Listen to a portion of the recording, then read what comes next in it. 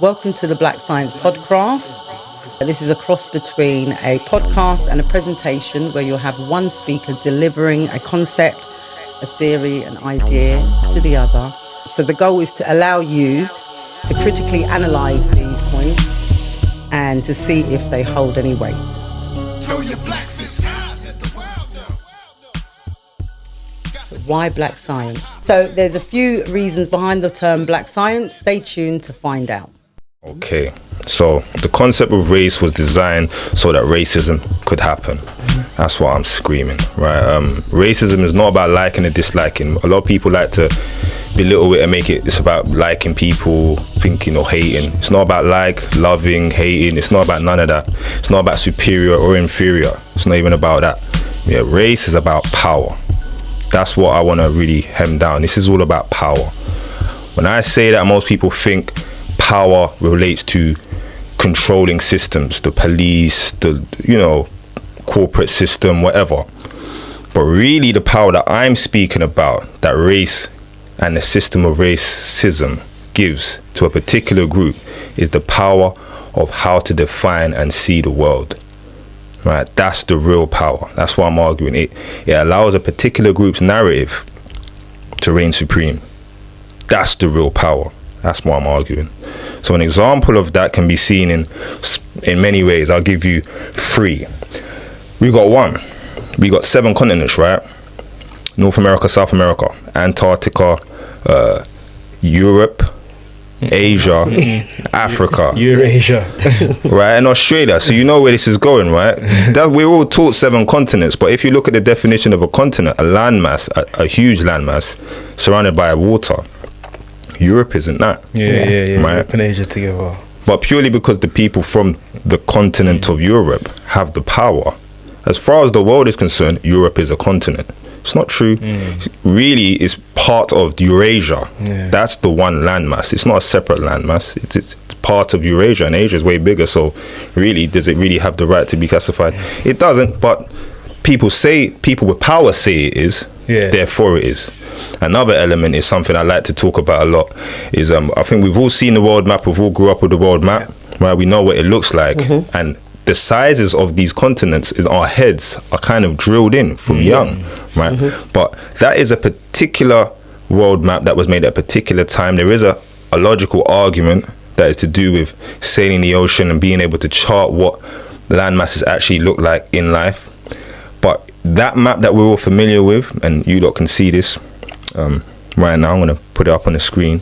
That particular map isn't to scale. Yeah. And if you actually put that map to scale, you will see all the European nations or the Western nations or the Northern Hemisphere nations are way smaller than they are depicted on that map.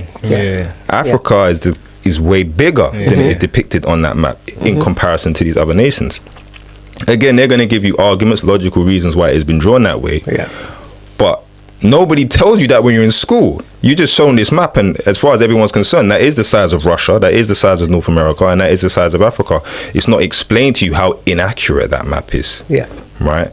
This is another way I would say those who are in power decide how we see things. Right? There was another example I was going to give, but I digress. Like I say, these things are not that important, arguably, but they demonstrate the ability for a group that's in power to decide how certain things are perceived. And if we perceive the size of certain nations a certain way, or we perceive how you define a certain nation a certain way, we might think that means nothing, but all these little lies, for lack of a better term, right? I could use a... Not little. Right, I mean, we could say they're little. What does it matter if Europe is a continent or not? What does it matter if the map is accurate or not? I would argue these all subconsciously give us impressions that were intended. This isn't an accident. We was somehow manipulated to get the impression that these lies were intended to give, right? And this is the power I'm actually talking about. There's slight manipulations that happen with narrative being given to you in a particular way, right? It can be subtle, it can be implicit, but it's powerful because it works. It works. Okay, so Some say they don't see race. I say that's BS. But either way, that doesn't mean race doesn't have an effect on our lives and the way our society functions. Proven by those two examples. There was another one, but I digress, right? Being blind doesn't mean there's no light. Just because you can't see a thing doesn't mean the thing isn't there. So when people say that, I mean, does it really matter? Okay. Stories are powerful. I heard somewhere that the written word is the most powerful learning tool we've ever created. And I would argue it's storytelling. It is our ability to tell stories that is the most powerful way we communicate a point. We use them to learn, to teach, to understand, to interpret, to communicate, to remember, to perceive things in a way that we would not have perceived them had we not heard a story that made that particular point of view apparent to us and make sense. This is what stories do for us, right? This is why we explain things in metaphors and similes and analogies, because we know that our point makes more sense in someone's head when you can explain it in a story. Right? The word narrative is defined as a spoken or written account of connected events. In other words, it's a story. That's all a narrative is, really and truly. It's a way of telling a tale. Our outlook on life, reality, society, and the world is defined by the stories created and accepted in our minds and about those things. So it's the narratives we accept that define our perspectives. As the saying goes, if a man thinks he can do it, he's right. If he thinks he can't do it, he's right. Right, so this is the power of the human mind. What we believe becomes real, as far as we're concerned. Right, the stories we create, or the narratives we accept about a thing have more power over us than the truth about a thing does, because how we perceive a thing depends on the stories we believe about it. Race is described as a social construct, which is another way of saying it's a socially agreed narrative about a thing. It's just another kind of story. That's all race is. It's not a real thing. Many people say it. It is just a construct. It is just a story. It was created at a particular point by a particular group of people to communicate a particular understanding and structure the way the many peoples of the world are perceived by the many peoples of the world. Right? So as a saying, like a well-organized lie beats a disorganized truth. 100%. And we like lies, let's be honest. Like, people like to believe. People are delulu. That's the saying now, delulu. We all like a bit of delusion, let's be honest, right? This structure was created to impose ideas of superiority and inferiority on different groups. It's a story that gives a narrative about the different groups of people we now call races. And this video explains that. This kind of idea of there being a white race and a black race was something that was invented initially in what was then the English colony of Barbados. So you have these categories of human that are invented, and it's like a racial hierarchy. These two racial categories need each other to function. They're like the mirror image of each other, mirror opposites of each other. And within that construction, everything that was negative and bad came to be associated with people racialized as black. And all of our features, came to be seen as the kind of antithesis of what is good and aspirational and desirable. Those ideas are embedded into the very kind of structure of the racial categories that we still inhabit to this day. One important thing I want to point out to this story, one important thing I want to point out at this point is stories can and always do change. Right? We have to remember that. If it's a story, we have to remember they can change. They always change. It always happens. Depending on who's telling the story and why they're telling it, as the African proverb goes, until the lion learns to write, every story will glorify the hunter. There's more than two sides to it. There's two sides in the truth, as they say. But again, if a fourth person tells the same tale, you got a new story again. That's how it goes. So we don't have to get hemmed in to any version of events. I kind of said that in my first presentation. I'm going to keep reiterating that, because we have to remember that we can recreate all of this stuff. Many have pointed out that the purpose of the social construct of race, or the story about the different races, was created was to justify racism. It was to justify this hierarchy that justifies treating people differently. That was the point of race, to allow racism, which allows you treating people a certain way based on this system. Right? That was the purpose of it. You cannot detach that purpose from the term. That is what it was made for. This is what many people have said. This is not my kind of idea, even though I do agree with it. But what is racism? One definition suggests group behavior based on the idea that one race is naturally inferior to another. Another definition is racism is when an individual discriminates against another person because of their race, right? This seems like a subtle difference, but it's huge, very important, right? One focuses on the group view and behavior, and the other focuses on an individual's view and behavior.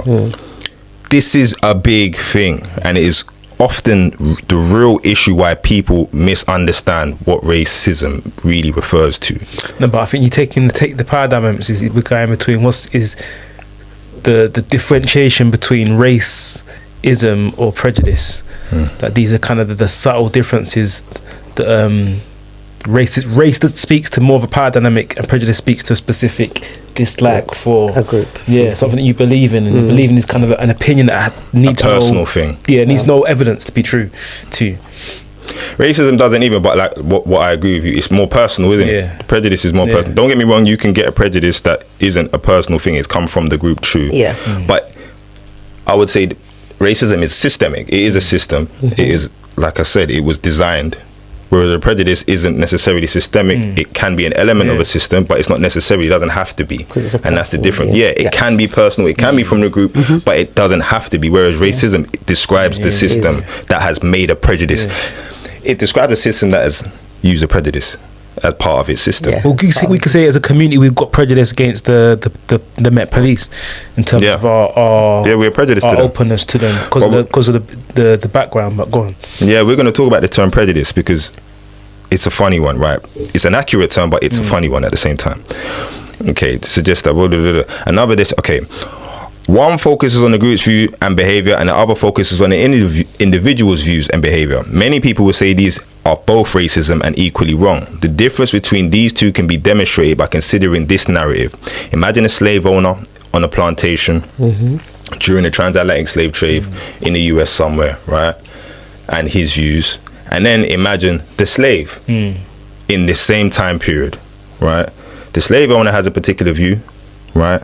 And his view is based on a whole culture, an industry, a society that is rooted and has all these concepts. And then the slave's view is based on his literal life, what he's been treated, how he's been treated and dealt with and seen by a whole group of people. According to one of these definitions, both of them are equally racist. The slave don't like all white people because of his life and experience. And the slave master feels that all black people are inferior because of his life and his experience. That's what people would argue. They're both equally racist. But we can see that there's a problem with that. We can see that. Because a slave is fearful, is a trauma response because of the system. Like that's very... So it's a reaction. This is what you're saying. Basically what you're saying, his feelings are a reaction. Okay. So, since you're saying that, right, Native Americans, right? Imagine a Native American. I'm not saying this has ever happened. I've never seen one or heard one, but a Native American, you know, of a people that has been near enough been wiped out by the European American that now, you know, inhabits that land. Would they be right in saying they don't like white people? Would they be racist? That's a logical trauma reaction. That's a justified prejudice. So it's not racist. It's a justified prejudice. And there's no power dynamic. There's a different power dynamic. So that'd be a justified prejudice of a people. Just like how so a Native American today, right? Remember, he's not been tortured or He's not been through none of that stuff. His everyday existence is the result and consequence of that level of colonialism and kind of systemic annihilation of a people. So that's an inherited trauma response. I think that's a justified trauma response. To have a prejudice against white people if you live in a small reservation in North America is a justified prejudice. I think it would couldn't be called racist. If their prejudice could impact any white structure, then that's racism, because their prejudice can actually move something and change something. Their prejudice is a fear traumatic response. So for the simple fact they can't exact any power over the person they've got prejudice over, that's not racism. No, I hear it. I guess for me, I'm trying to make it sound hard to answer. You have a clear view. Many people would disagree though. Many people say that's just racist to just say they don't like white people. They've never been, because I've heard this being said many times. But my one thing I want to, on that word prejudice, I even don't like prejudice in this logic. Say I think exactly what you think. The term prejudice kind of lends to the idea that it's a bit irrational. And I just like it because when you say you're prejudicing somebody, it's, even though we know the dictionary definition of the word prejudice is the right word, right? It means you're prejudiced. It means you're discriminating in a specific way. You are picking this group out and seeing it in a certain light, and that's all it really means. We know it denotes, and the connotations around prejudice is that it's a sort of irrational way of looking at the thing. It's like you're not being logical, you're not being fair, you're being biased. That's what it suggests. That's what it suggests. But even though the dictionary definition isn't right, it suggests. And I feel like, you know, if I had been bitten by a dog 3 times when I was a kid, and then now I don't like when people let their dogs run around.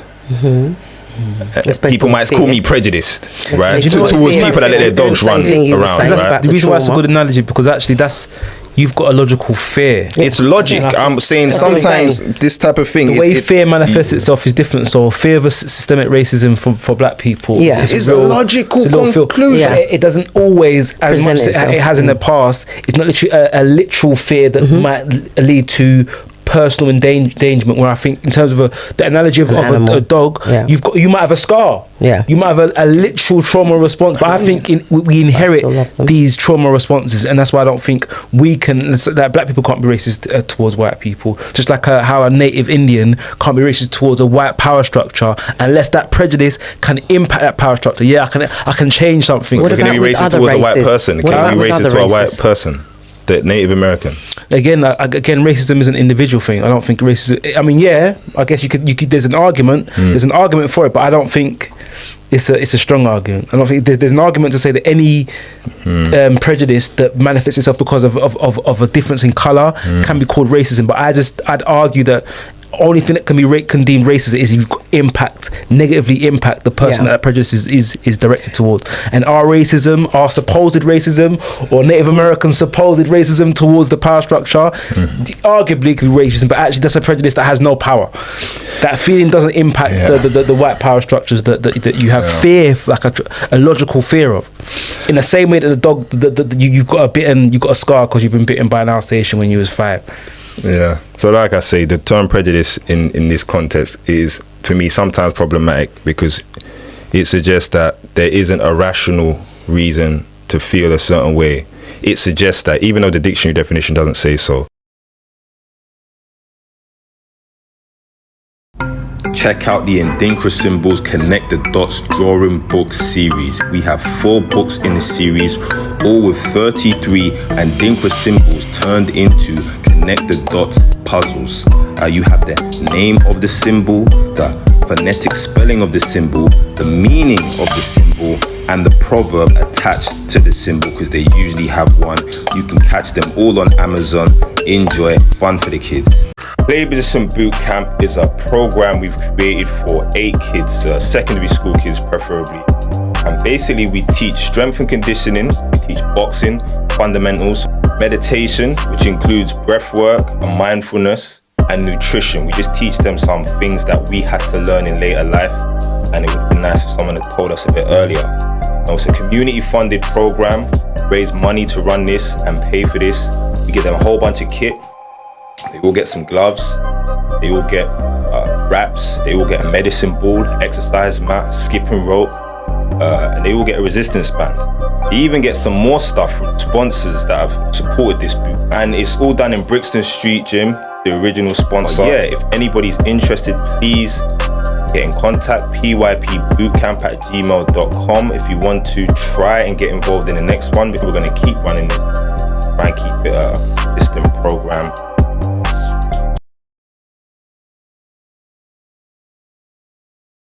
A more literal example of this type of comparison I was forced to consider recently is between Reform, who were argued as just trying to protect their cultural identity. I saw a post on the gram. It was that London Open, and he'd posted a girl. She was on somebody's podcast the other day, I can't remember her name, and she was basically arguing Reform are just trying to protect their cultural identity, right?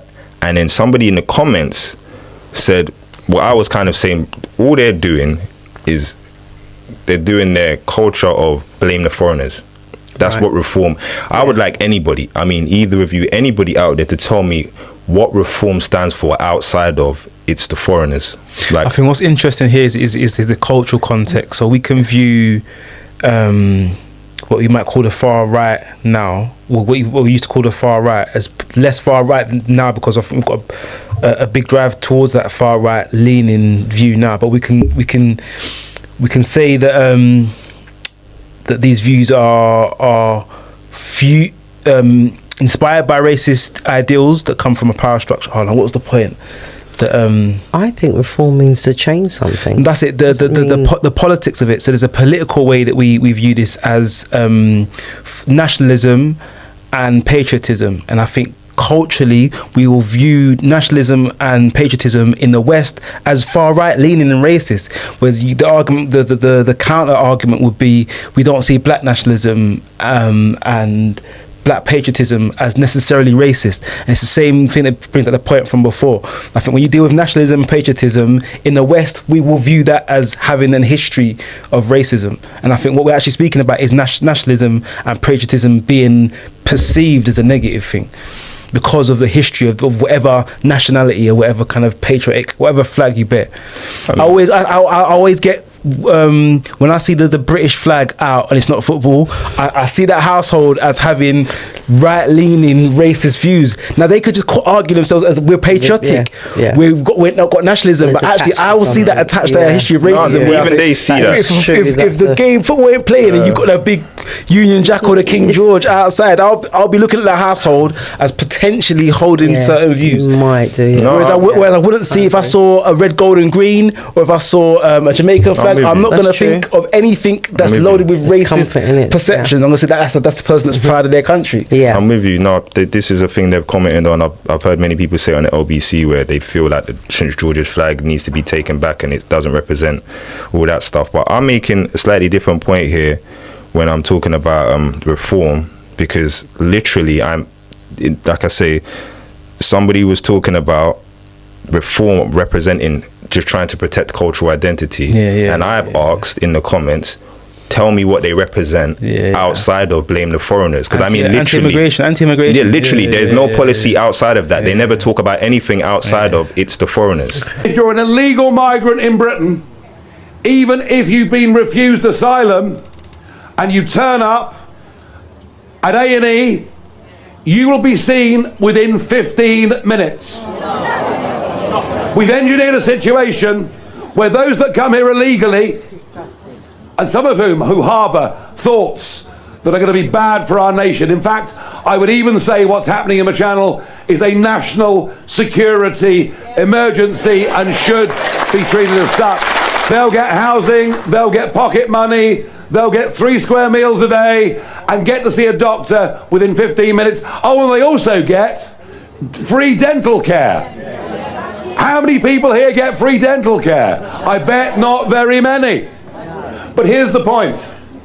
All of these great problems that confront our country, it is frankly irrelevant whether we have a Labour or a Conservative government, because whatever Labour are doing now that you may object to, they're only continuing from what the Conservatives did and led us to in the last 14 years.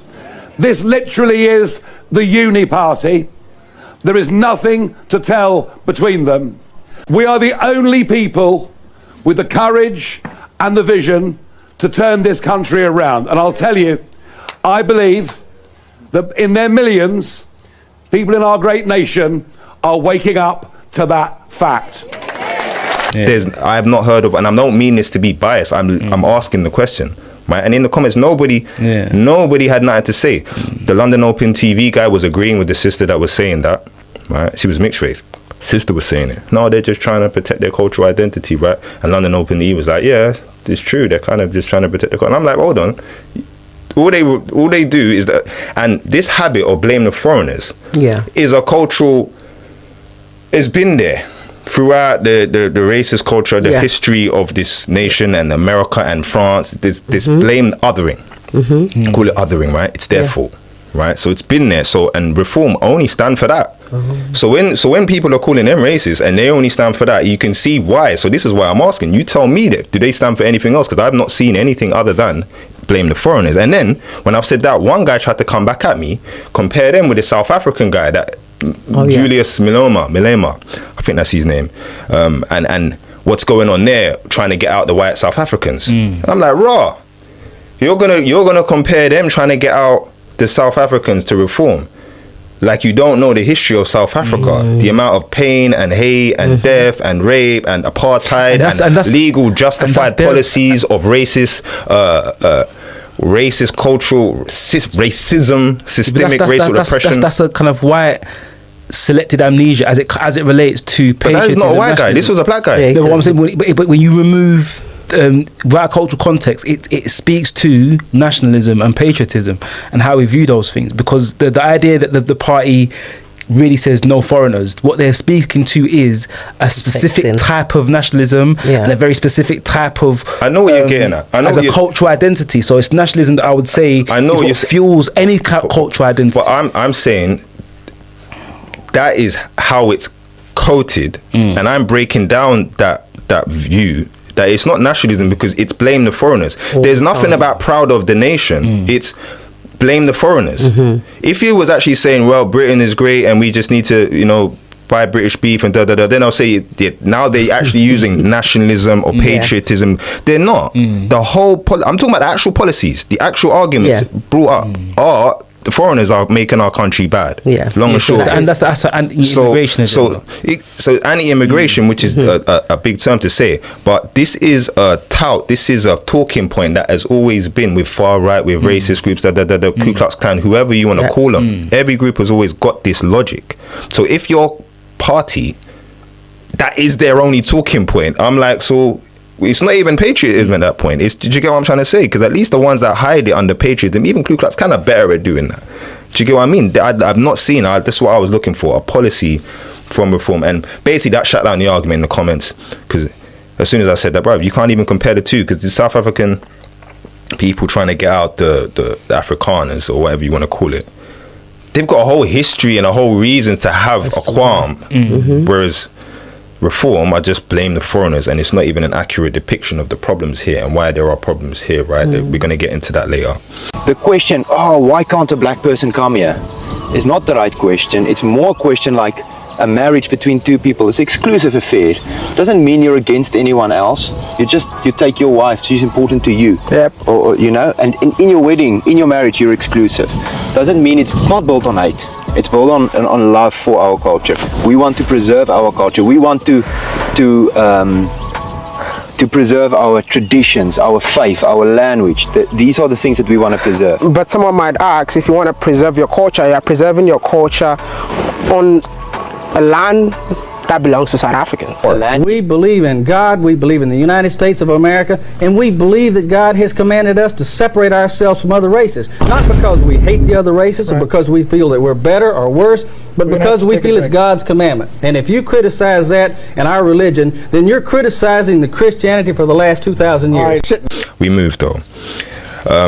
One quick question though, is it racist when a black parent says they don't want their kid to bring home white kids?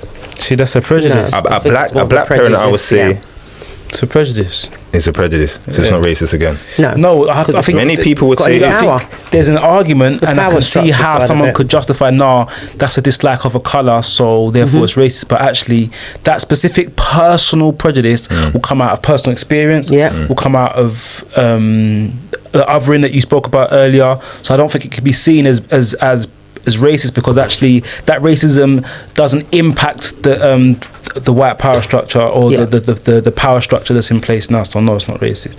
I think there's an argument for it. You can always say, but it's about a colour. What about with other colours? What about with other races?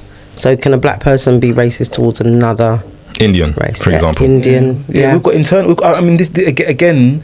So yeah, it's you say yeah. No, I said yes. It's what you call racist. So I'd say we've got internal prejudice. It's not the power So we've got thing. Caribbean prejudices against I agree, it's the African. power So basically, what we're Pride arguing of here. being Caribbean as opposed to being African. That's and I think all of them come from places of ignorance or stereotypes that have kind of been held onto. And again, it's the narratives. These are stories that we tell ourselves that we accept to even have these views. Yeah. So basically, so all right. So earlier we was talking about whether prejudice was bad or good, yeah, and then you just said that one isn't racism. The black person being prejudiced towards the Indian person, right? But would we call that the irrational thing that I was describing earlier, where it was, you know, in that example I'm giving with the parent not wanting a white kid, it can be because that could be somebody that's grown up in the UK, experienced a lot of racist abuse in many different ways, implicit and explicit. It might feel like irrational from a child's perspective who's lived a different reality to their parent. It would seem irrational. It would seem irrational, and they don't even know. Yeah, unless you've given your child that context of why these fears or prejudices have arisen. Your child grows in a very different digital, multicultural world than we've grown. My daughter's, I've got a 16-year-old and a 9-year-old. They grow in a very different world to I grow. So the views culturally are very different. As much as you try and embed certain views into our children, they are still a product of the current. More so than we will look down on it. We look down on it, but we'll be very cynical in the way that they just lap it up.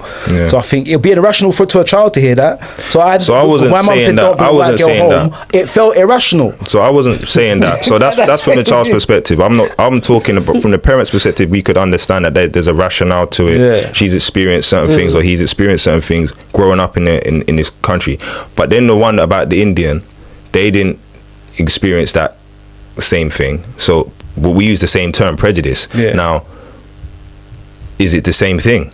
No, I think there could be different prejudices coming for different reasons, and people be prejudiced. So is that one fair? Is that one justified? Whereas before you used the term justifiable prejudice, would you justify the prejudice against prejudices that are less justified than others? Yeah, and you said that before. So when you say less, that means there's still an element of justified there. You're saying? Yeah, I mean, because I think the Native Americans can justify any level of group prejudice towards the white power structure because it's impacted their housing, their economics. No, I'm not talking about the group. I'm talking about this individual. We had this parent who had a justifiable prejudice because of their experience, and they was telling their kid not to bring home a white child, right?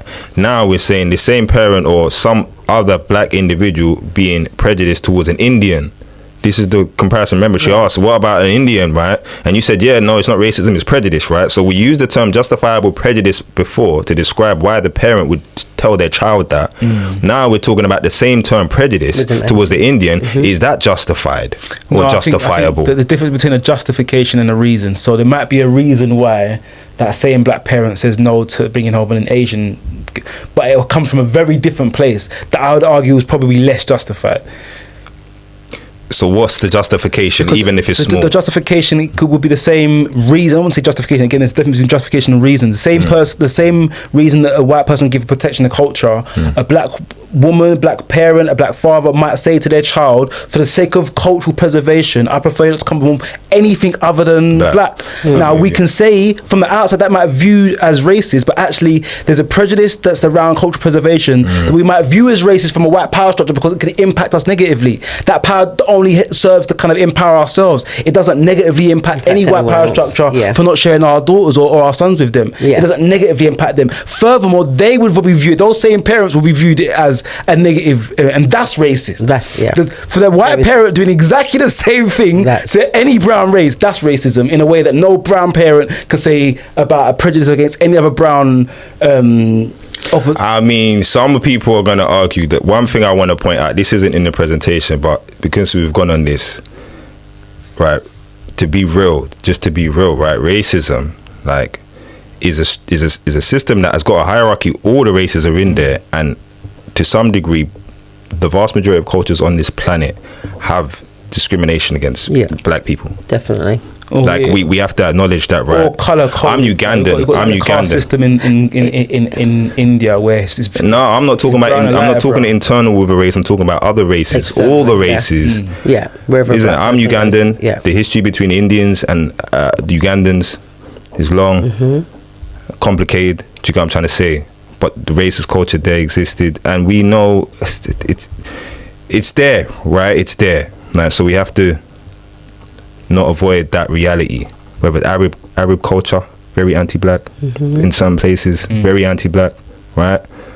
Like, there are elements of that in Indian culture. Indians have told me this themselves. We will know. I don't need to say that to reference that fact if we're going to pretend. Because I think there's an undercurrent of religious justification. So you've got kind of in... Yeah, but I always say it doesn't come from the religion. Whenever we say that, all we're saying is the people that are practicing that religion have used the religion to justify their feelings. Yeah. It's not the religion that invented it. It's not in the religion. People have imposed it in there. But when we started it off with stories and narratives, these are stories that are embedded into a culture. So... in Western Indian countries where Judaic traditions are prevalent and embedded and accepted, even if you're not a churchgoer, you accept some of these embedded feelings. And the Hamitic hypothesis of the cursed seed of Ham being black, there is an inheritance to some of that mirrors what we call modern race theory. I would argue that that color coding didn't exist in early Christendom. It didn't exist in early Christendom. That early color coding, that Hamitic prophecy, making him linked to being black, impacted the way that the church done missionary. So the way that's more recent. I'm talking about early Christendom. If you look at the way Catholic churches was moving across the African continent before the slave trade did, it was viewing the black as savage, and the Hamitic theory being they need to be civilized because they've been cursed. Way after Rome created Catholicism. Way after. This is what I'm saying. Early Christendom didn't have this, even though the same stories existed. This is my point. But when we're talking about the origins of race theory and the categorizing things by race, I would argue that it would have happened around the similar time where these constructs are being created by European hierarchy. I know what you're saying. These things in place. I'm talking about early Christendom. I'm talking about the Bible existed way before that. Yeah, no. So this is my point. So the stories existed. I'm saying that the religious social constructs sit alongside power structure that leave put racism at the center or the core of an ideology. And I'd argue that Judaic tradition, people inherit an inherently racist ideology when they take on some of these. That's not to say that the Bible specifically. You'd have to have interpretation of the word, because there's no word that actually says that Ham is black. That's my point. But I'm saying there's a cultural acceptance. No, but that's what I'm saying. I know exactly what you're saying. What I'm saying is that's been imposed on it. It didn't come with the stories. The people had that view, so they made the stories make that view make sense. Yeah. This is a completely different way of looking at it. So we can't say it's the religion that's making them have that view. The people had that view. They had that view before yours. And then they've got the religion. And I want the religion to justify it, because apparently I follow this religion and I can't have a view that the religion doesn't justify. So I need to make the religion justify my view. It's a chicken or egg discussion. No, it isn't, because you just said it's not implicit in the Bible. It's not there. No, it's not implicit in the Bible, but it was implicit in the initial interpreters, the initial European interpreters. I'm talking about like Constantine, 600 AD, all of these points. This wasn't when the Bible was made. It was earlier than that. So this is what I'm saying. The Coptic church, it wasn't there. Remember, but that's one point. That's one point. You're talking about after the Bible was already existed, after the culture, after the religion already existed. Like, show me colonialism before it was backed by a Catholic church. Show me these practices of racist hierarchy and racist prior to it being linked to a church movement. No, but that doesn't change my point. No, but my only point is that these two things exist. They're not mutually exclusive, and I'm saying they feed on one another, and they're constructed by the same people. So the same people that design and perpetuate a power structure in the West have used religion for as long as they've been trying to enact this kind of "we're better than you." The idea of eugenics is probably newer than the idea of using religion as a poisoning tool against masses of people for regions of power. I'd argue that even though I'm saying it's similar time, that's why I say it's not chicken or egg thing, because I think they both fuel one another, and they're both embedded, constructed, and designed by the same people. That we say are colonialist or sit at the top of white supremacy. If we're talking about the cabal of corporations in North America, I'd say that it's the same people or the same attitude that permeates across these things. I don't think one is done successfully without the other. So I'll say, name me a colonialist movement or a power movement that sits on race that hasn't used religion. And I'd argue that it's always been either an Arab or a Christian, but primarily people groups have used religious beliefs. I hear what you're saying. I know what you're saying. That's happened. That's the point I'm making as well. They had the view and they've just imposed it on the religion to make the people say this is a sanctified view. But it's not that the religion gave them the view. Now after that's happened, because there's a particular interpretation of the religion now, then you teach people that interpretation of the religion, which tells them that the Hamitic curse links to being black. But that wasn't implicit. Again, that was imposed on it because they wanted to push that view, like you said. But the view was separate to the religion. They just made it part and parcel. It came after the fact. Hamitic curse, like prior to when the Bible was first published, 13th, 14th century, it's still quite. It was still, the religion was, I agree with a little bit what you're saying. Religion was still used as a way to control a group of people. So, I think, I'm agreeing. I'm leaning more to your side, but I'm hearing what Matt is saying is a separate thing as well. It's still there individually. So I think I'm not arguing against anything Matt is. I'm saying that these things run concurrently to embed narratives. They're all narratives that we either accept or that we subconsciously accept. So I'd say the Judaic Hamitic hypothesis or the Christian leaning, supposed liberal but actually leaning towards far right is always embedded by using subtle interpretations of religious texts that lead itself to believing that one person is chosen and one person is cursed for whatever reason. And I think that power dynamic is prevalent in the way we've seen any kind of world religion perpetuate. It always comes at the blade of a sword, or people are forced into certain things. And I think that's the same power the same power dynamic that we're discussing in terms of racism. Narratives, in terms of racism. That's true. Okay. You have to have that goal in mind. You can't let nothing stop you. And even when you feel like you can't keep going, you stay consistent and keep going. 1 foot at a time, you're already farther than you ever will go. That's why they say you only need to take 1 step forward. But if you take a step forward every day and stay consistent to it, there's no telling where you'll go. There's no telling what you will accomplish. There's no telling what you will gain.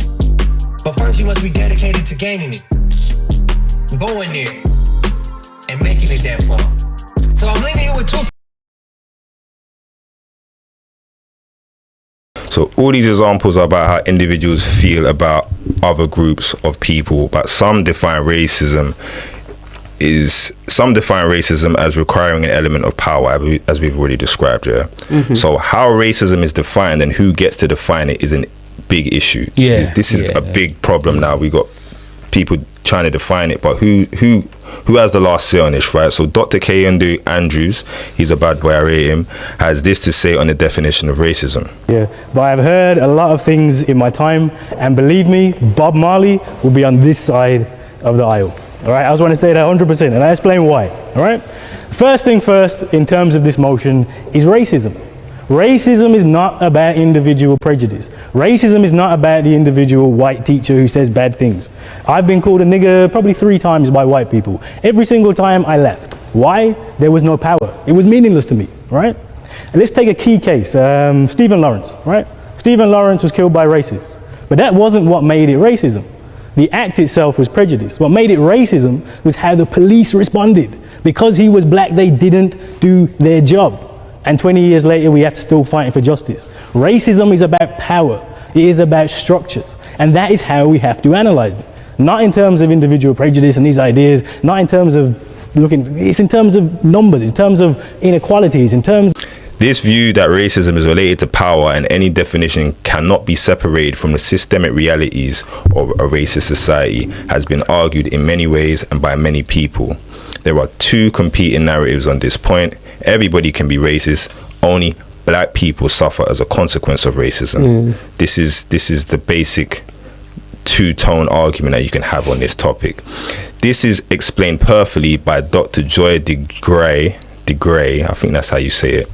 And I like this explanation. How many people think they understand what racism is? Show of hands. Come on, you think you know. I'm not suggesting I know. I just have a couple of definitions that kind of came to me as I thought about. How many people think there are white racists? That there are white racists out there? How many think there are black racists out there? Okay. Now, this is an interesting thing because this becomes important as we begin to define concepts. Now, I do that. I usually define concepts all the way. But one of the things that I do is I try to help people get a picture of what I mean by racism. So tell me how it is. The first category is white racism, then we'll deal with black racism. So white racism. Tell me the ways in which white racism adversely impacts the lives of black people. Just what are the ways that white racism can adversely impact the lives of black people as a group? What are some of those ways? I'm sorry?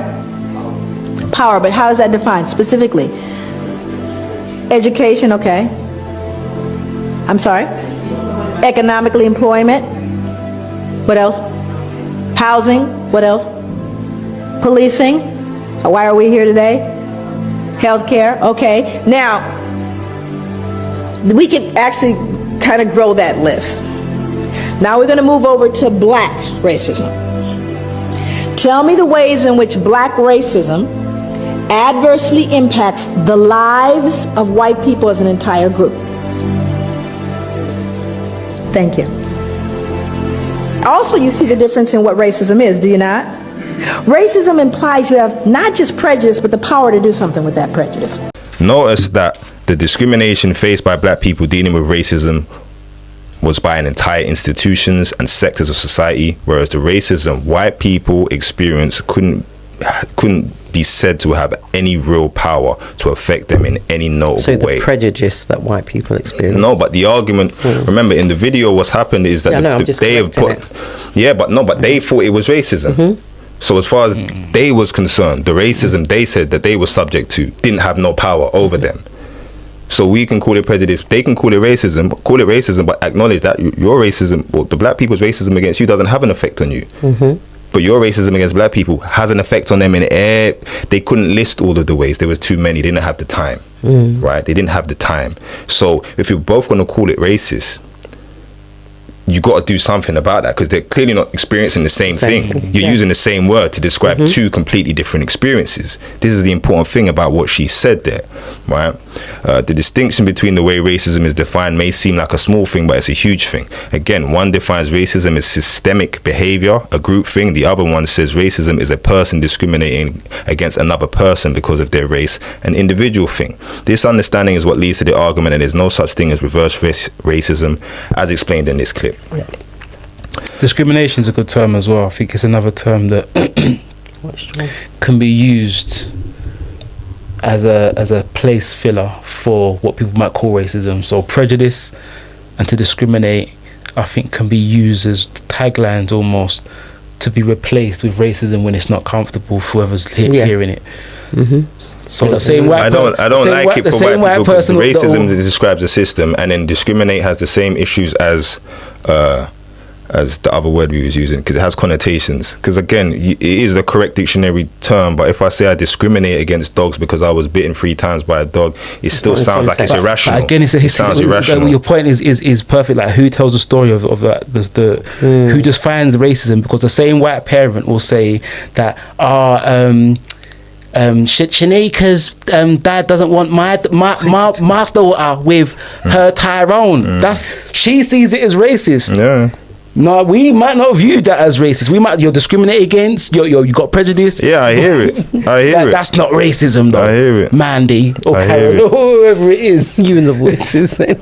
This understanding is what leads to the argument there's no such thing as reverse racism as explained in this clip. Yeah. Is reverse racism a thing? The term reverse racism is itself a nod to white supremacy because there's an assumption built into it that white people can instantaneously reverse engineer the marginalization and oppression experienced by black people for centuries to create a false sense of victimhood. It represents the effort by non-marginalized groups to temporarily co-opt that oppression to describe the ill feelings that they experience when a black person speaks about race in a way that makes them uncomfortable. Racism is one of two things. Either a person believes in the inherent superiority of their race over yours, or the system is rigged to prop up their race over yours to maintain a particular social order. So if one or both of these factors do not exist, you are in fact not experiencing racism, reverse or otherwise. Now, a black person can carry biases against you because of negative experiences that they've had with someone of your race, or because of their experiences with systemic racism or misconceptions that they might have about you personally due to ignorance, but that's not racism. Bias can exist with regard to anything. Racism is much more deeply ingrained and is always rooted in historic oppression.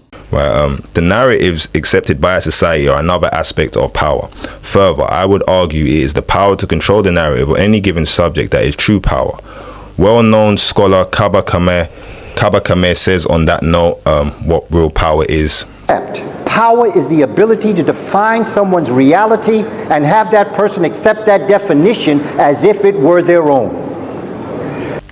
Consider a statement I've already made. Race is a social construct.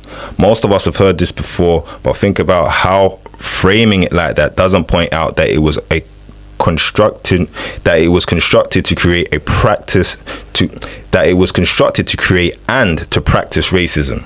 And racism was about colonial power. It makes it sound like it was a natural thing. You know, when we call it a social construct, using the term auntie and dad and all these are social constructs, right? Even though it describes a biological link, we've described this before, that's a social construct, but that's a natural thing. Social constructs, humans have to create them, right? Social construct to eat breakfast at a certain time of the day, it's a social construct to cook dinner a certain way. These are completely natural. When you describe race as a social construct, we implicitly make it sound like race is a completely natural logic, right? When you do that, you take away the reality that it was created for a specific reason. That term relates to a specific reality, a specific way of thinking and perceiving, and it was done to create colonial power, to manifest colonial power, and to maintain colonial power. This structure was created and this logic was created for those reasons. So when we say it's a social construct, we're leaving out a big part of the story, and and it's made perfectly clear by this clip.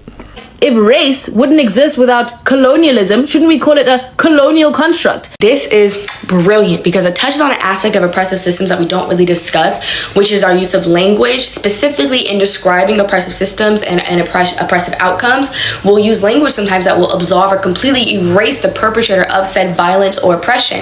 In this example, we're talking about race being called a social construct implies that race is just here, but society would be here regardless. No, but calling it a colonial construct makes it clear that race is a byproduct of colonialism, and colonialism is oppressive. Society in general is not oppressive in its essence. I can give another example.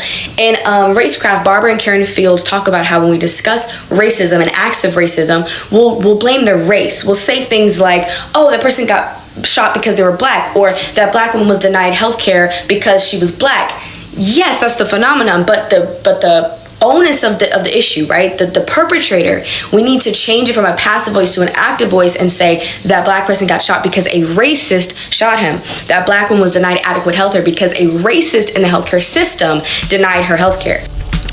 Race and therefore racism was created for specific reasons and to create a specific outcome, which is also explained by Dr. Henry Clark in this clip.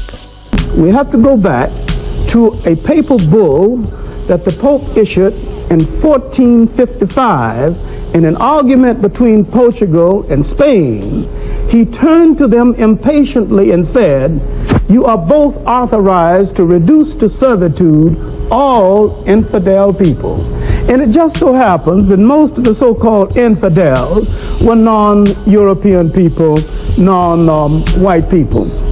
Europe not only had its basis for racism, it had its basis for the slave trade, And this same basis would be good in the colonial system that followed. Racism was created to justify the slave trade, to justify the colonial system, and to justify the utter ruthlessness that had to go into the making of modern capitalism.